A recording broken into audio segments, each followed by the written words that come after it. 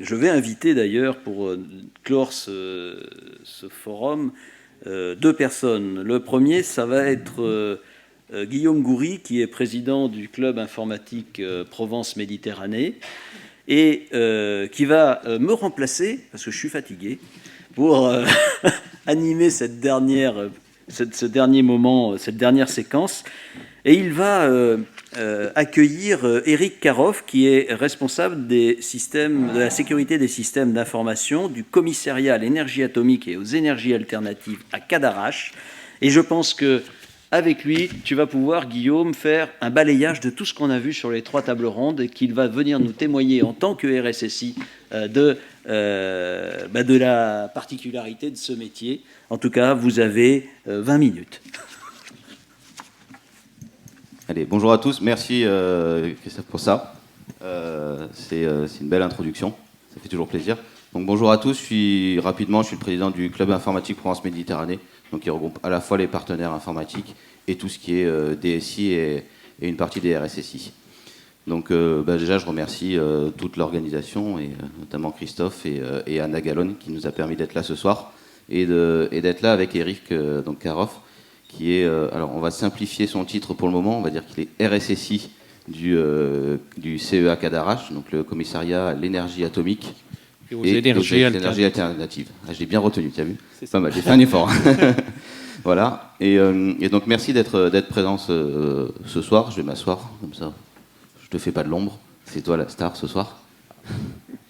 Donc, Éric, déjà, est-ce que tu peux nous présenter rapidement qu'est-ce qu'est le CEA et expliquer aux gens qui ne connaissent pas forcément, et notamment peut-être aux jeunes qui sont au front, un peu quelle est l'organisation du CA, qu'est-ce que vous faites rapidement, et puis après on entamera les discussions sur la partie plus cybersécurité. Oui, donc pour résumer, le CEA, donc c'est un organisme de recherche technologique, donc qui est basé pour son siège à Paris-Saclay, voilà, et qui a 4 centres sur la France pour la partie civile. Donc un de ces centres est le centre de Cadarache. C'est un centre qui est centré essentiellement sur tout ce qui est les installations de recherche. Et donc il y a une forte partie de son informatique qui est orientée vers tout ce qui est informatique industrielle, l'acquisition et les systèmes, je dirais, expérimentaux d'une façon générale. Voilà. Donc, au sein de ce centre, on a des métiers très variés, puisque on a bien sûr tout ce qui est énergie nucléaire, qui est, je dirais, le rôle premier du CEA, le premier rôle qui lui a été décerné. Et donc, le CEA s'est diversifié, et donc on y retrouve également tout ce qui est énergie de fusion, en support, par exemple, à l'installation ITER qui est à côté et qui est en cours de construction, mais également des domaines plus divers, puisqu'on a toute une partie biologie avec le BIAM, et également une partie énergie solaire qui était fortement représentée sur le site.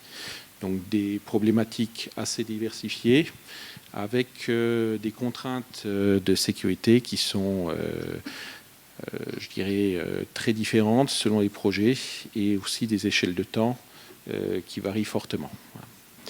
Donc l'organisation de la partie SSI au niveau du CEA est calquée sur cette organisation. Donc on retrouve un RSSI national qui est sur le centre de Saclay et une déclinaison par centre. Donc pour distinguer, on l'appelle pas RSSI, on l'appelle ASSI, et enfin des relais au niveau des différentes unités du centre. Voilà. Merci. Donc pour bien préciser le CEA, il y a 2 types de sécurité, parce que pour que ce soit bien clair, il y a la sécurité très physique, puisque c'est aussi ultra sécurisé au niveau physique, et Jérôme Risseau, qui est l'ancien RSSI du CEA Cadarache, est maintenant passé sur la sécurité. Donc c'est vraiment très très sécurisé au niveau du site même, mais aussi toute la partie informatique, et c'est pour ça que tu es là ce soir. Qu'est-ce que vous avez mis en place, et est-ce que vous avez mis en place au niveau d'une cellule cybersécurité, crise cybersécurité? Vous avez mis quelque chose en place, vous, au sein du CEA? Alors, en fait, on n'a pas mis en place de cellule sécurité cyber, puisque On a bien sûr notre organisation qui est propre aux filières informatiques et aux filières SSI pour tout ce qui est le traitement des alertes, des incidents. Mais quand on bascule vers la crise, on rejoint la gestion de crise en général, puisqu'il y avait déjà une forte culture de gestion de crise et une organisation en place pour tout ce qui est gestion de crise de sûreté et de sécurité. Et donc, on n'a pas de cellule propre à la cyber, mais c'est intégré à la gestion de crise de l'entreprise. Voilà. Et donc, les travaux ont essentiellement porté sur l'intégration des spécificités de la partie cyber à cette gestion de crise, la mise en place, déjà l'identification, je dirais, des ressources qui pouvaient être nécessaires, la mise en place de l'organisation pour pouvoir garantir que ces ressources pouvaient être disponibles lors de l'armement des cellules de crise, donc mise en place d'astreintes en interne, mise en place aussi des éléments contractuels, puisqu'on a des unités internes pour la partie informatique, on a également un infogérant, donc on a également une partie contractuelle à mettre en œuvre avec cet infogérant pour que lui aussi soit capable de se gréer au moment où ça sera nécessaire et éventuellement hors des horaires classiques. Voilà. En fait, vous avez mis en place pas mal de processus, pas mal de process. Déjà d'identification, la partie contractuelle et derrière, effectivement, l'organisation pour armer ces choses-là. Voilà. Donc là où il nous reste du travail, c'est on a déjà intégré ces outils, on l'a testé lors d'exercices de crise plutôt, je dirais, sur la partie informatique de façon, je dirais, en marge des exercices sécurité. Il nous reste à l'intégrer pleinement dans les exercices réguliers et de le faire de façon, je dirais, plus routinière. Voilà. D'accord, très bien. Et on a parlé tout à l'heure, effectivement, dans les autres tables rondes, que la cybersécurité venait aussi beaucoup de l'humain et parfois de l'intérieur. Qu'est-ce que vous faites, vous, pour sensibiliser justement tous les membres du CEA sur ces aspects, justement, cyber et sécuritaires Donc, au point de vue sensibilisation, on sensibilise toutes les personnes qui arrivent sur le centre et qui vont avoir accès à nos systèmes informatiques. Comme on l'a vu, c'est quelque chose qui permet d'avoir un premier vernis pour les gens, de leur donner des premiers éléments. Malheureusement, effectivement, ça diminue au cours du temps. Donc, on a des rappels réguliers au travers des semaines sécurité qu'on a annuellement. Voilà. On a également des interventions, des formations ponctuelles lors d'événements propres de certaines populations, les doctorants, des personnes qui tournent peut-être plus régulièrement sur le centre. Voilà.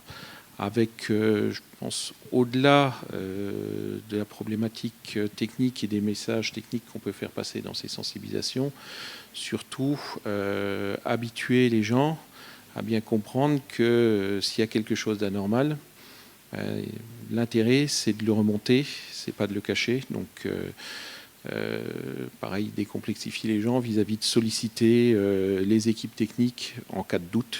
Voilà. Et le deuxième aspect, avoir une attitude assez interrogative, essayer, parce que les gens ne sont pas forcément techniques, de se ramener à des problématiques qu'ils peuvent rencontrer dans la vie courante. Bon, si vous croisez quelqu'un que vous ne connaissez pas dans la rue, ça m'étonnerait que vous lui donniez les clés de votre maison. Voilà. C'est logique. Sur tout ce qui est nouveaux projets qui arrivent, donc tout, quel qu'il soit, est-ce que vous avez une automatisation ou une systématisation de faire une étude cyber avant de lancer ces projets ou pendant le projet pour voir justement toutes les implications cyber qu'il peut y avoir avec, et tous les risques cyber justement liés à ces nouveaux projets? Alors, on n'a pas d'automatisation. Par contre, on a mis en place un processus d'homologation. Alors, c'est souvent peut-être un gros mot pour... déjà, la première chose, c'est on a une procédure pour faire rapidement une petite étude d'impact, identifier les systèmes qui peuvent présenter des risques spécifiques.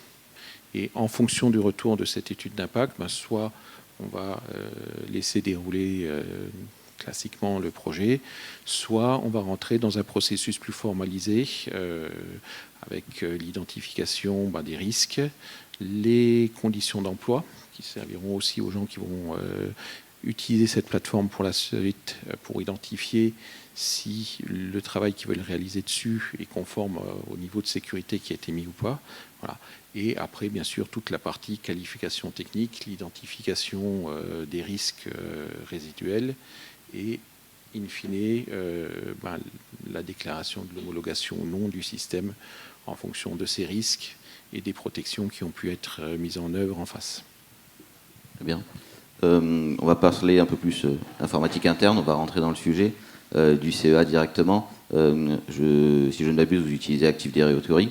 Et est-ce que vous avez mis en place quelque chose pour justement sécuriser cet Active Directory, puisque c'est quand même quelque chose qui est assez important et qui peut permettre justement des accès, donc sécuriser les comptes administrateurs, sécuriser tout votre Active Directory, qu'est-ce qui a été mis en place sur ce que vous pouvez dire évidemment? Alors, effectivement, comme beaucoup d'entreprises, la partie Active Directory est comme au centre de notre SI. Alors déjà, la première chose, c'est que on a sectorisé notre SI en fonction de la sensibilité. Donc, on a plusieurs systèmes et plusieurs référentiels d'identification en fonction de la sensibilité des données. Voilà. Sur un système AD, on en a un peu parlé lors des tables rondes. On est sur un principe de séparation des fonctions, donc avec plusieurs niveaux. On va trouver au niveau le plus bas ce qu'on appelle nous le niveau blanc, tout ce qui est la partie, je dirais, purement utilisateur. On va trouver l'administration des systèmes qui n'ont pas de caractère sensible.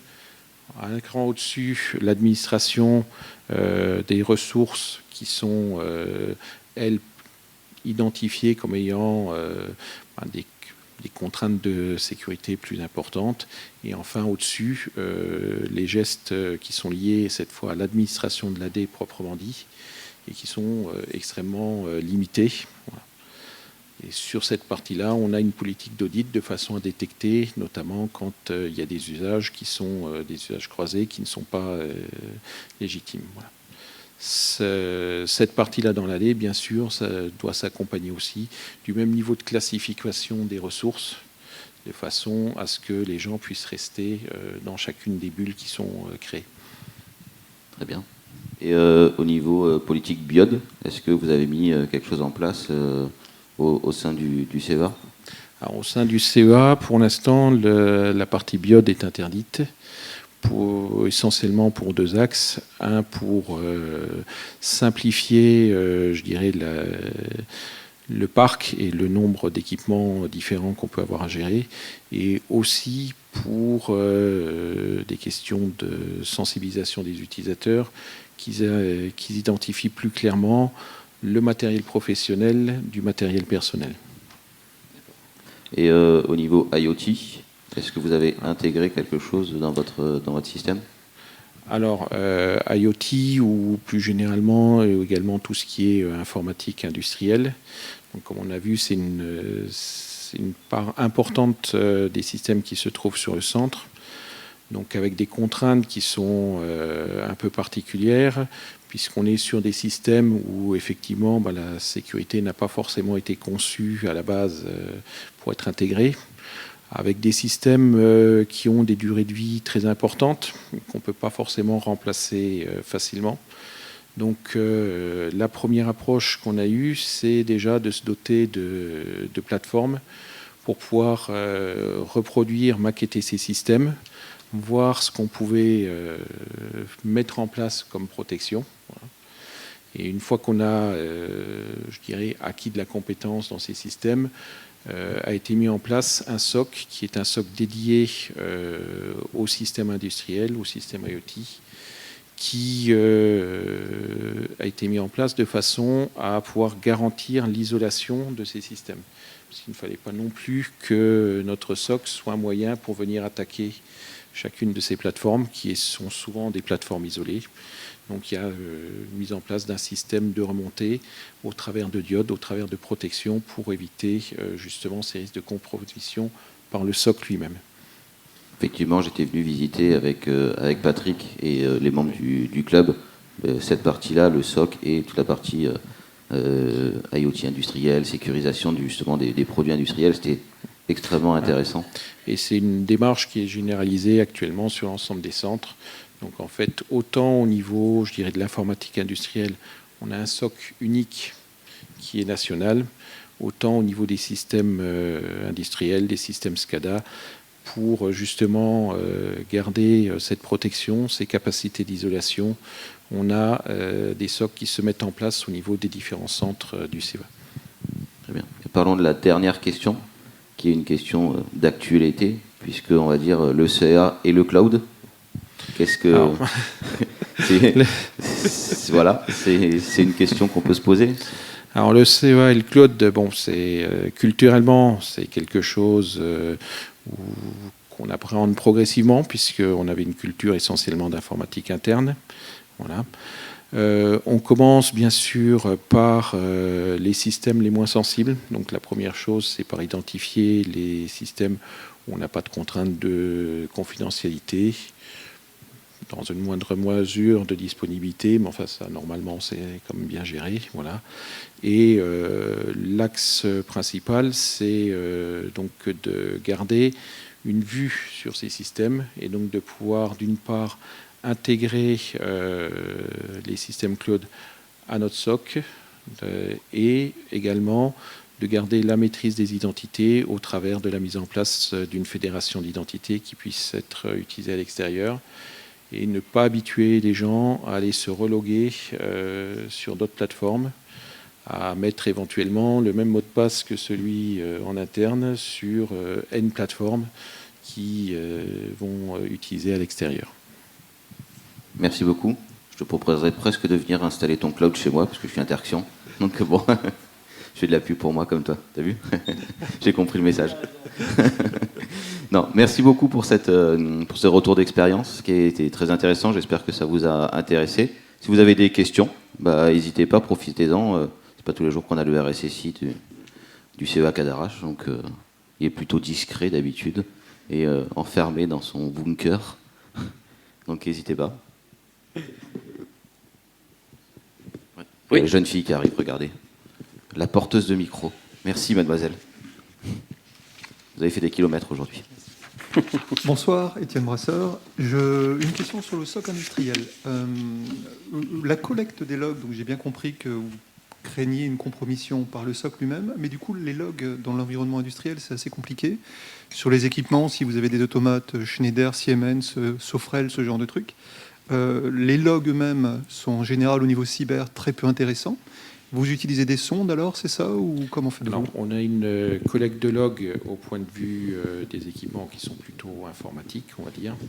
Et effectivement, on a également des sondes au niveau du réseau pour pouvoir remonter un certain nombre de flux métiers et d'éléments sur les dialogues entre les différents équipements. Je me souviens bien du discours, c'est des sondes à sens unique. Voilà, toujours le même principe, remonter les informations sans pouvoir avoir de rétroaction sur les systèmes pour ne pas rajouter de vulnérabilité. Une autre question? Si vous voulez travailler au CEA, c'est bien les jeunes, n'hésitez pas. Ça paye peut-être mieux que sur les collectivités territoriales. Un peu mieux, peut-être pas autant que dans le privé. Voilà. Tu peux. Par contre, il y a beaucoup de problématiques à traiter. Oui, mais c'est très intéressant. Bon, s'il n'y a pas d'autres questions, merci beaucoup à tous pour votre présence. Merci Eric, merci Guillaume. C'est Christophe Ignard.